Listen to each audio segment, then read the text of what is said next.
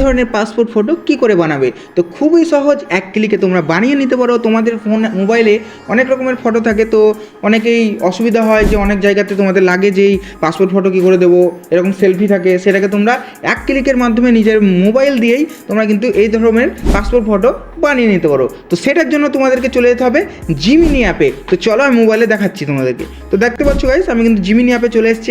এখানে তোমরা play store থেকে ইনস্টল করে নেবে জিমিনি বলে যে অ্যাপটা আছে। তো প্লে স্টোর থেকে ইনস্টল করার পর তোমরা এখানে জাস্ট ক্লিক করবে।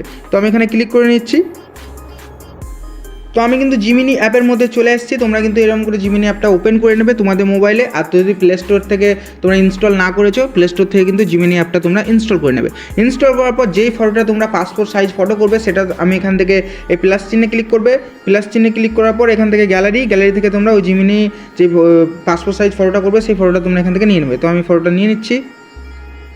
তো আমি কিন্তু গ্যালারি থেকে আমার একটা এরকম যেটা তোমরা প্রিভিউ দেখেছিলে, সেই ফটোটা কিন্তু আমি এখান থেকে নিয়ে নিয়েছি। আমার একটা সেলফি ফটো নিয়ে নেওয়ার পর এখানে তোমরা জাস্ট এটা লিখে দেবে। আমার কপি করা আছে, আমি পেস্ট করে দিলাম। দেখো এই যে টেক্সটটা আছে, জাস্ট ছোট্ট একটা লেখা আছে এখানে দেখতে পাচ্ছ, জাস্ট এটা তোমরা লিখে দেবে। এটা কিন্তু আমার ডিসক্রিপশন বক্সে দিয়ে দিয়েছি বা কমেন্টে পিন করা আছে, তোমরা কিন্তু দেখে নিতে পারো, ওখান থেকে তোমরা পেয়ে যাবে।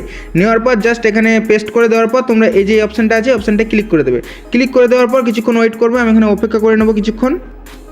তো এই দেখো আমার কিন্তু পাসপোর্ট ফটো রেডি হয়ে গেছে। দেখো এখান থেকে কিন্তু এই ফটোটা আমার জেনারেট করে দিয়ে দিল। খুবই সহজ, খুবই কার্যকারী অ্যাপ। তোমরা কিন্তু এমনি করে তোমাদের নিজের ফটো দিয়ে পাসপোর্ট সাইজ ফটো বানিয়ে নিতে পারো, যে কোনো কারো ফটো দিয়ে, ঠিক আছে।